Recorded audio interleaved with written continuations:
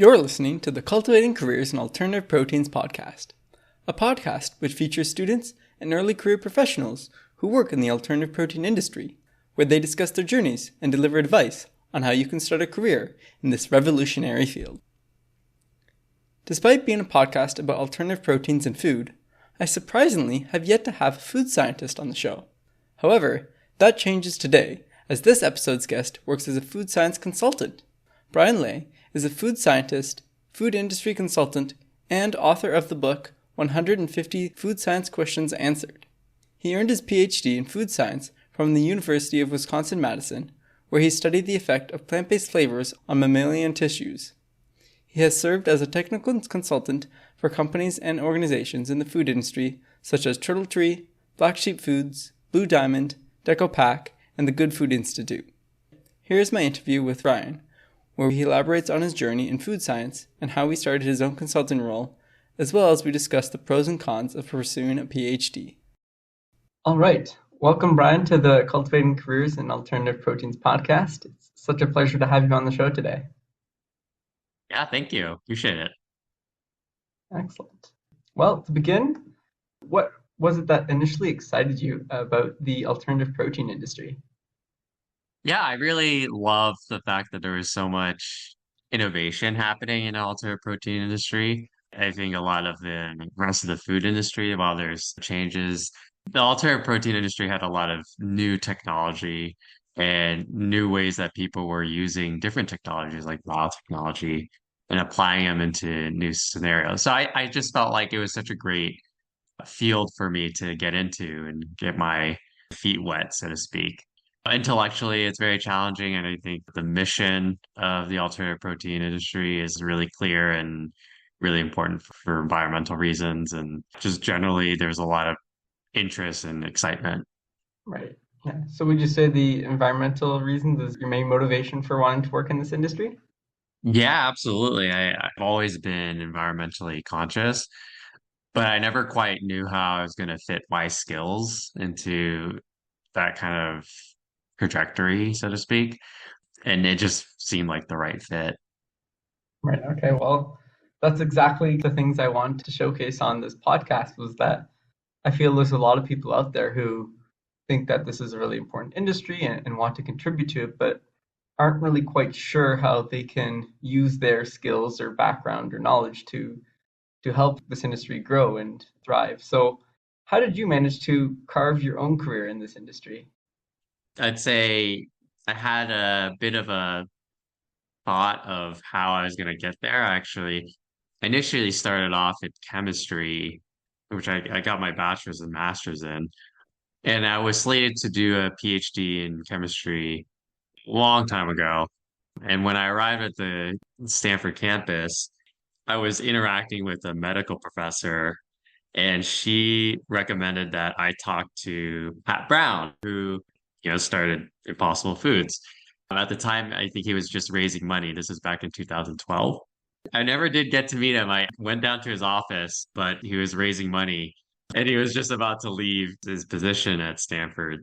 But I just thought, wow, this professor who built his entire career in biomedicine wanted to do something in alternative proteins. And I thought, oh my gosh, that's amazing. I have to get into that. So I ended up leaving that program and restarting and ended up in food science. So while I was doing my food science PhD, I was always reading up more and more about alternative proteins. And I just knew that I wanted to eventually get into the space. But then I graduated in 2020 in the middle of the pandemic. So I actually ended up switching gears and deciding that I was going to do consulting rather than work for a company. And my very first client was actually a company that was in the cellular agricultural space. And I was really lucky because I wasn't necessarily targeting alternative protein companies, but they were the ones that needed my services the most. And they had just raised some money. So I was like, that's great. This is perfect. And so from there, it kind of just snowballed. Nice. And can you say what that cultivated meat company was that you first worked with? Yeah, it was TurtleTree. Oh, yeah. Nice. So can you elaborate more on what being a food science consultant entails? How did you create that role? I work with a lot of food scientists and I sort of know the work that they do, but I've never heard of such thing as a food science consultant. I really just fell into it, to be honest. I was doing consulting in graduate school just to between experiments. I'd get bored or I was just trying to challenge myself a little bit.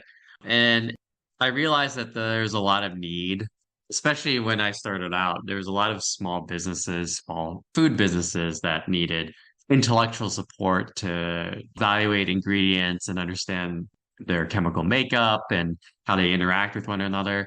And I really started getting very interested in flavors, actually, especially in the plant-based meat analogs and such just because there's a lot of complexity in trying to replicate meat flavor. So, yeah, with sort of the consulting projects I did, it just ended up being that a lot of it was paper and pen. I'd just pull up a spreadsheet and I'd read some research papers and I'd be able to do a lot of these calculations that maybe they weren't able to do in-house or they couldn't necessarily hire a PhD level food scientist. But I was able to do a lot of these deep dives, so to speak, into the research literature and provide some assistance there. Nowadays, I actually also do a lot of product development. So companies or even individuals and entrepreneurs will request that I do some design a product or evaluate the flavor profile of a product and see if I can change or improve on it. And that's a really interesting process because I work basically out of my own house. So companies have to ship their stuff to me and then I ship it back. And so there's definitely lag time, but it's an interesting process just because some of these companies don't necessarily have the resources or the manpower to bring on a food scientist. So I'm basically a mercenary for hire.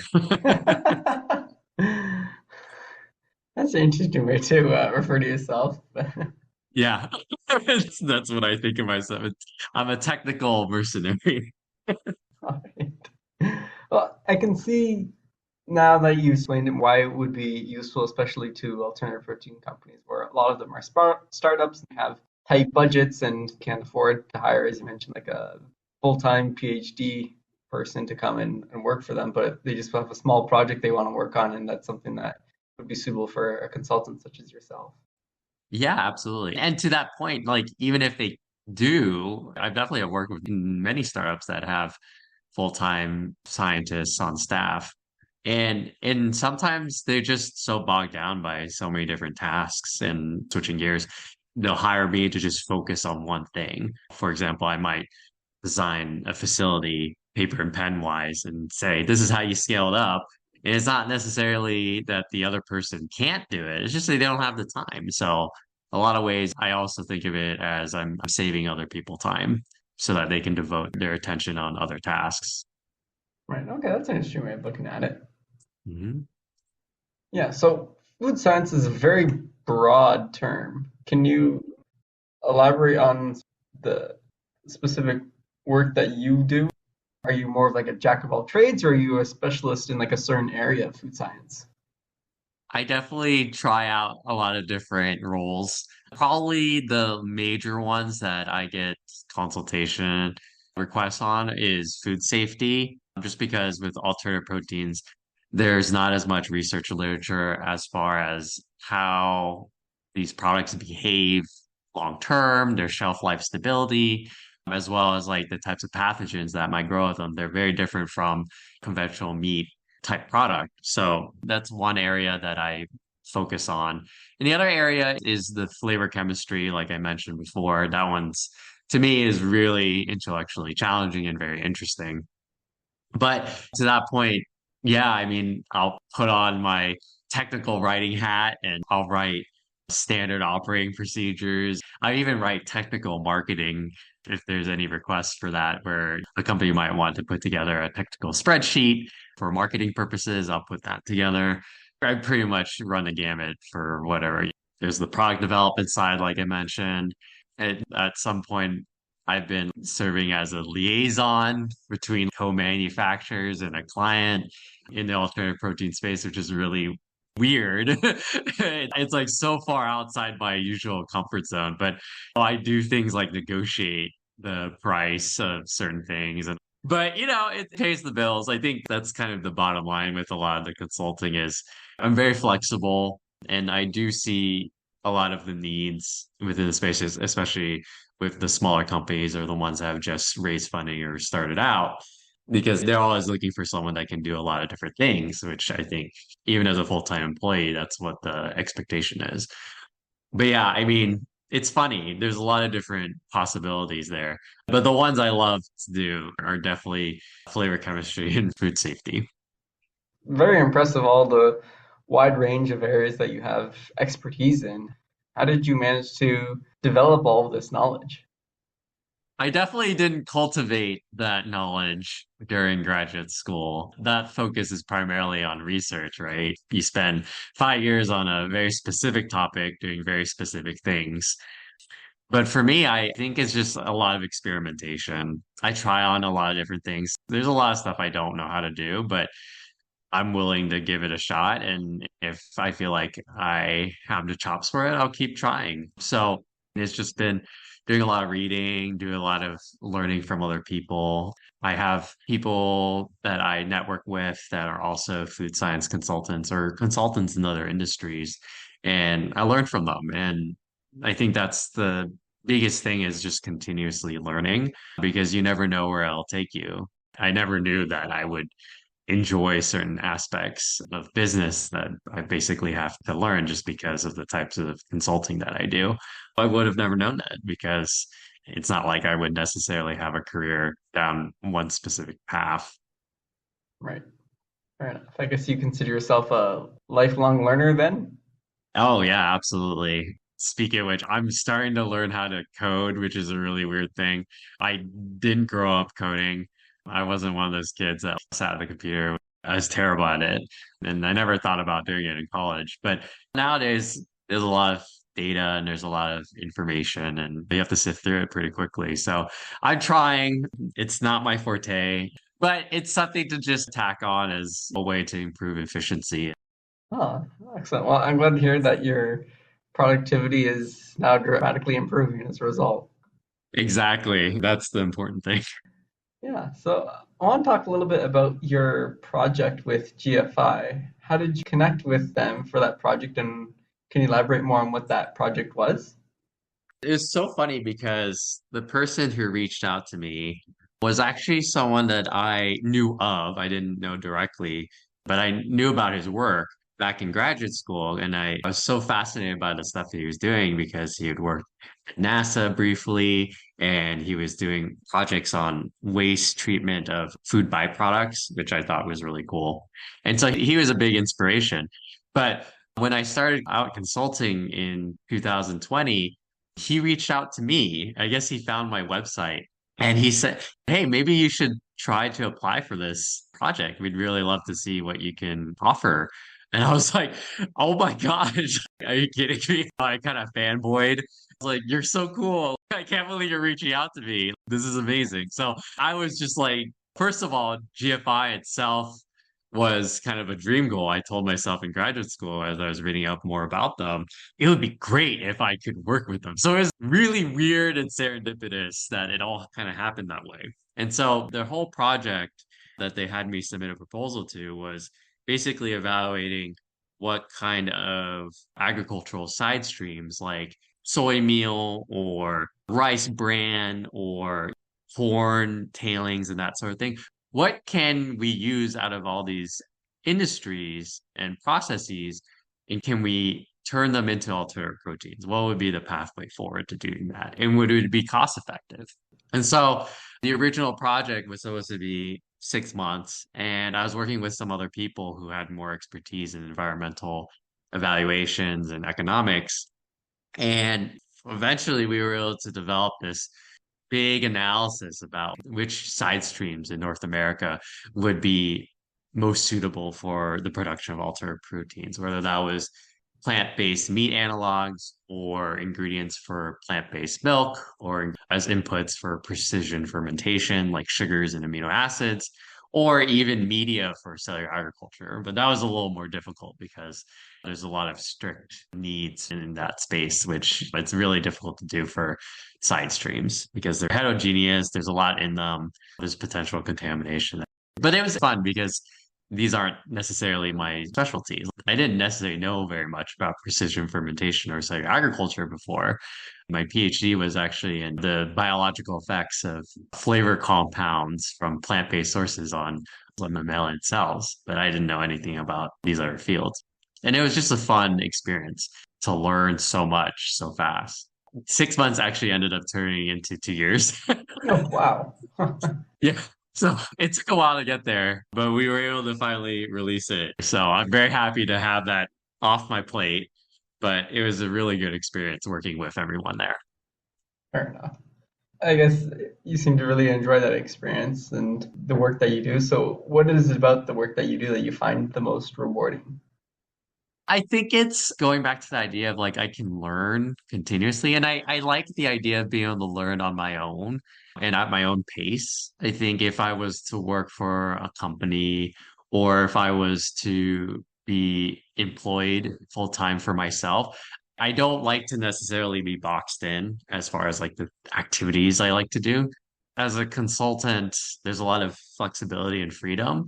At the same time, there's a lot of uncertainty, which I think works really well for my personality type. I do like to take not major risks, but I do like to take managed risks. And so it's interesting to move out of the routine. I always get to do very different things all the time, and it helps me not get bored. I think that's the major aspect to it. I unfortunately get bored very easily. Fair enough. I guess one thing that kept you from getting bored was I know you've written a book. Can you describe what that experience was like and any takeaways you had from it? Speaking of being bored, I think a lot of the time when I was doing research, I would also do other stuff at the same time. And one of the things was I like to write blog posts for a specific website. It was a nonprofit for food science education. So I'd write blog posts and I learned how to increase views to those blog posts. And then eventually a publisher found me and then was like, hey, we see that you write food science. Would you like to write a book? I was so surprised. It wasn't even in the back of my head. I probably told myself at some point in 5, 10 years, I'd love to write a book, but they decided to just reach out to me directly. And so, yeah, it ended up being that I was writing the book simultaneously while working on my dissertation. And that was a bit of a nightmare. I won't sugarcoat it. That was really difficult, but I'm glad I did it. And I got a lot of support from my wife because she said to me, when are you ever going to write a book? And it's more likely that people are going to read this book than your dissertation. So you should probably do that first. So it was really nice to get that support.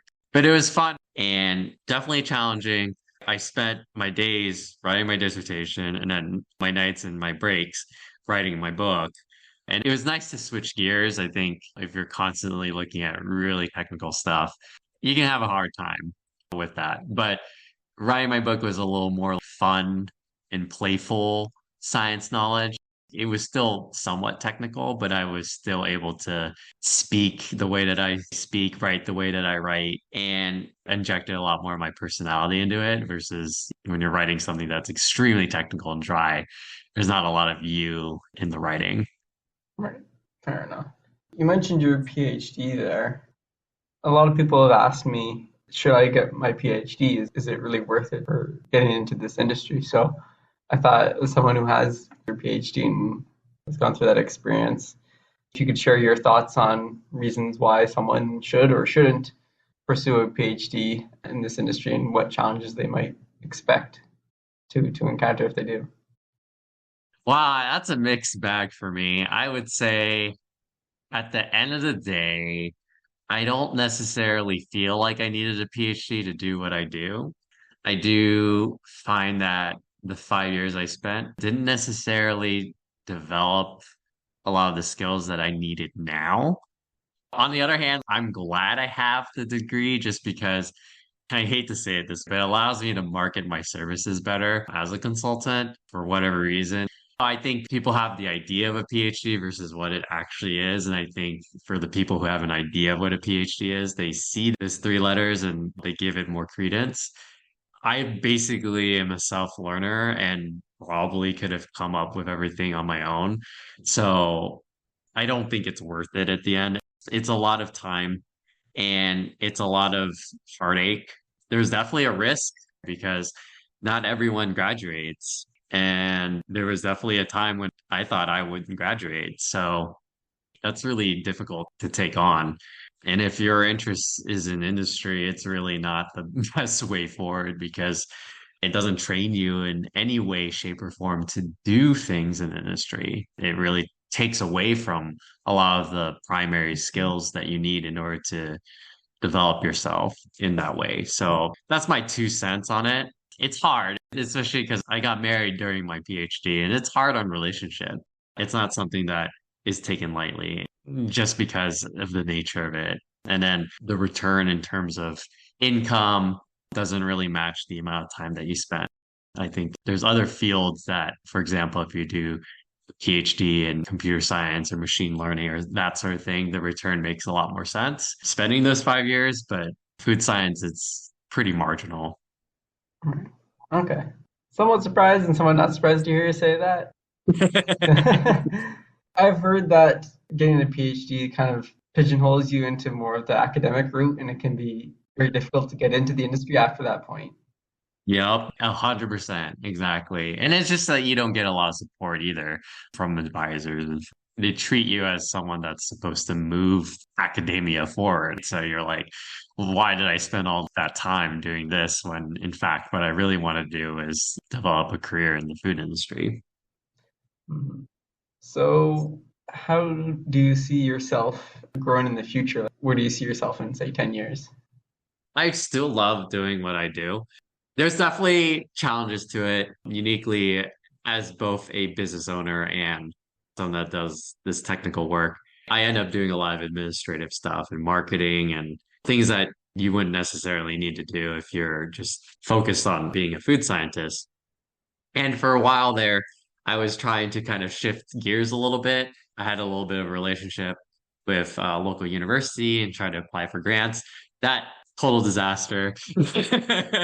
Didn't work. It doesn't look very good to have this sort of random offshoot work experience that's not even in an actual food industry experience. It's like cobbled together projects.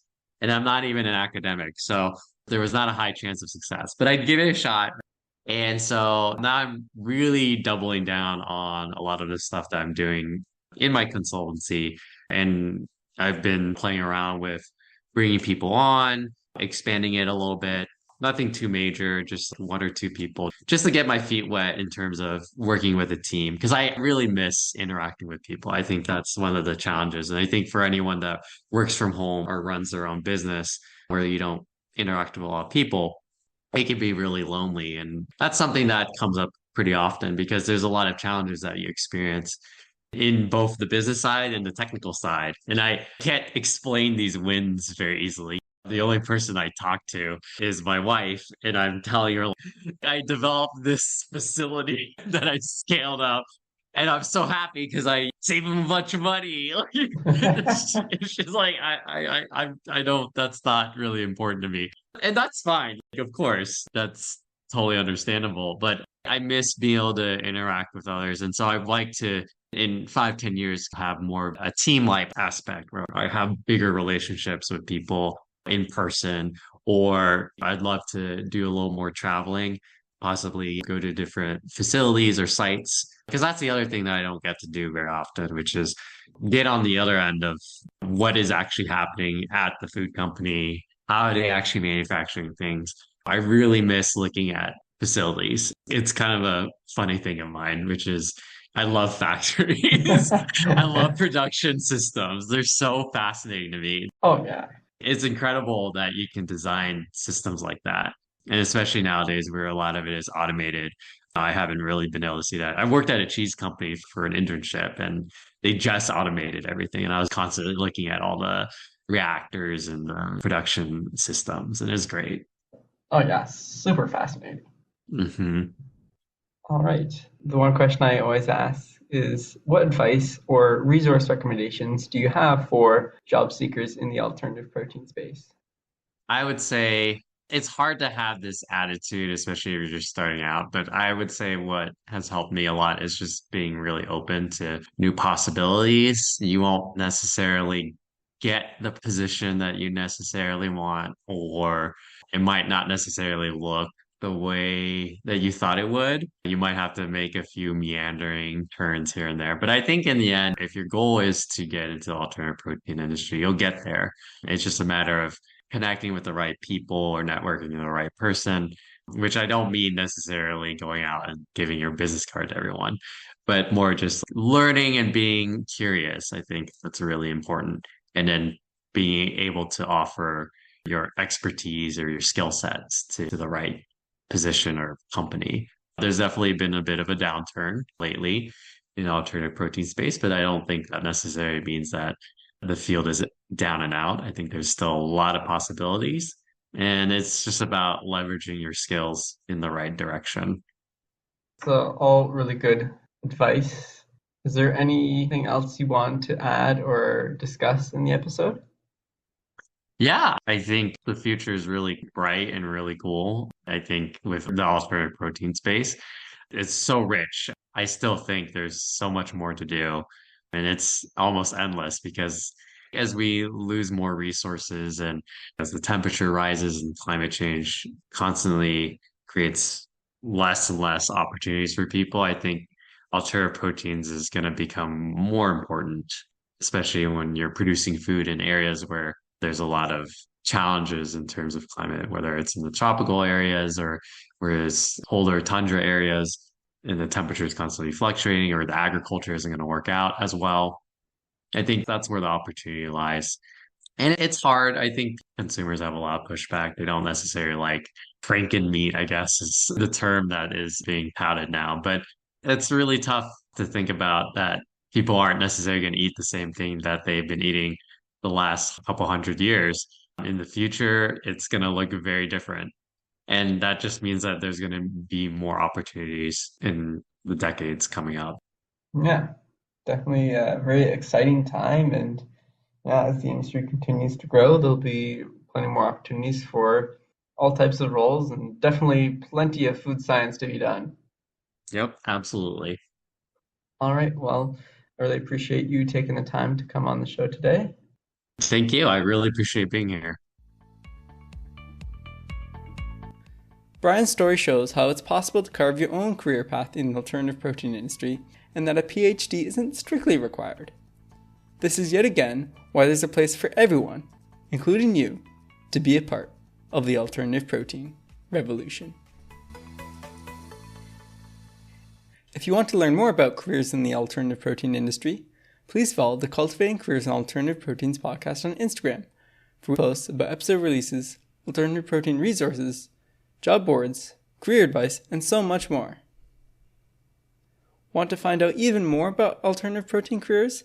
Then sign up for the masterclass course on the alternative protein industry run by Talist, where you can learn about career advice through synchronous content and webinars. A link is provided in the show notes.